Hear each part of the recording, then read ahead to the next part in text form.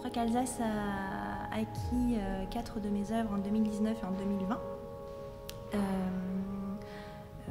Puddle sur socle, Camera Obscura, iRobert et Au même instant. L'une d'entre elles est celle qu'il y a installée derrière sur les murs, qui s'appelle iRobert. La première proposition de cette série a été faite en 2014, juste après la sortie de l'école. Et c'était un moment où je m'intéressais énormément à la lumière comme un outil de révélation ou un matériau qui va façonner une forme ou un paysage. Et donc j'ai voulu rendre hommage à Robert Morris en prenant un peu le contre-pied, en utilisant un matériau qui est le PVC radiant, donc qui contient des microparticules qui viennent diffracter la lumière, et qui est un matériau beaucoup plus diaphane et transparent et beaucoup moins lourd et opaque que les feutres de Robert Morris. Et c'était une manière pour moi d'inscrire ma pratique artistique dans la lignée d'un héritage, de l'héritage de l'histoire de l'art, et de trouver de prendre conscience de ce qui s'est passé avant pour pouvoir trouver une singularité dans ma pratique artistique. Camera Obscura, c'est aussi une des problématiques qui était liée à la lumière, donc la lumière comme un outil de révélation. Et donc je suis très intéressée par la photographie dans mon travail, et donc par les fondements de la photographie, donc la Camera Obscura, parce que photographie au niveau de l'étymologie, photo ça veut dire lumière, et graphie ça veut dire écriture, donc écriture par la lumière. Et donc la Camera Obscura était utilisée à l'époque par les peintres de la Renaissance comme le premier moyen de reproduire une image, c'est-à-dire qu'ils construisaient des cabanes en pleine nature dans lesquelles ils faisaient un petit trou, et par ce petit trou-là, l'image de l'extérieur se retranscrivait à l'intérieur mais inversée. Donc on était déjà dans une forme de réel inversé. Puddle, c'est une flaque d'eau sur un socle. Un jour, il a plu dans mon atelier et je me suis posé la question de savoir comment je pouvais sculpter une flaque d'eau en voyant ces enduits d'eau au sol. C'est une œuvre protocolaire qui va devoir être réactivée à chaque monstration. Et le format d'œuvre protocolaire, c'est quelque chose que j'essaye de développer de plus en plus dans ma pratique, parce qu'elle va nécessiter une attention particulière pour le régisseur ou celui qui va activer l'œuvre,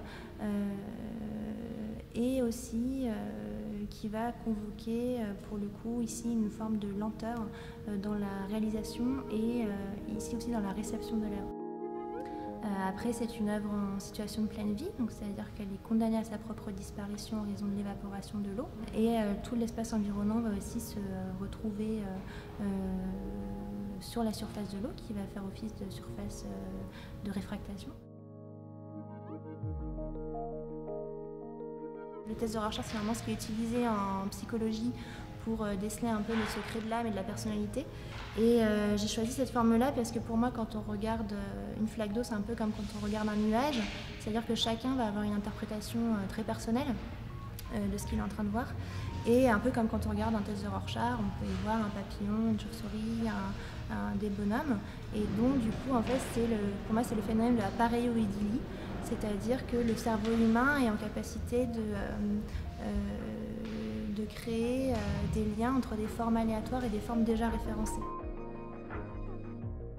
Et donc il s'agit de perception, et pour moi cette œuvre-là c'est vraiment une question de perception, parce que le spectateur, le regardeur va être entre la lecture et la compréhension du réel. Au même instant, il s'agit aussi de perception, donc c'est un diptyque, donc 2 cadres en bois dans lesquels sont glissées 2 plaques de verre brisées de la même manière. Donc il y en a une qui est brisée de manière aléatoire et la deuxième est reproduite à l'identique de la première. Donc on est dans une singularité qui est doublée, donc quelque chose qui est reproduit et qui ne peut normalement pas être reproduit. Et au niveau de l'accrochage dans l'espace d'exposition, j'ai fait le choix de les éclater, en fait, d'éclater le diptyque. C'est-à-dire que le spectateur va d'abord être confronté à un premier tableau où il va s'interroger sur la nature du tableau. Et puis dans son cheminement de l'exposition, il va retrouver ce même tableau avec la même vitre brisée un peu plus loin. Et donc il va être dans une sensation de déjà-vu, une impression de déjà-vu. Donc un trouble voilà, au niveau de la perception, et il va être dans la lecture d'un présent et du souvenir d'un présent. Et c'est vraiment ça que je voulais faire transparaître. Après, le point de départ de l'acte de création dans mon travail va se situer dans des choses très simples, et ça va souvent être dans l'observation d'un métabolisme, d'un processus ou d'un phénomène qui va me permettre de rentrer dans une compréhension plus intime au monde qui nous entoure. Les matériaux que je manipule ont en soi, dans leur propre code génétique, un caractère performatif. C'est-à-dire que ça va être des matériaux qui vont évoluer, changer, pouvoir se transformer avec le temps. Il s'agit en réalité de générer des interactions physiques entre des composants et de mettre ces composants, de les faire communiquer avec un environnement passé, présent ou futur. La temporalité est très présente aussi dans mon travail. Donc un environnement passé, si quand on est en train de regarder l'objet, on se rend compte que c'est le simple témoignage d'une action qui est déjà révolue, de quelque chose qui est déjà passé derrière lui, donc que sa charge processuelle est déjà derrière lui.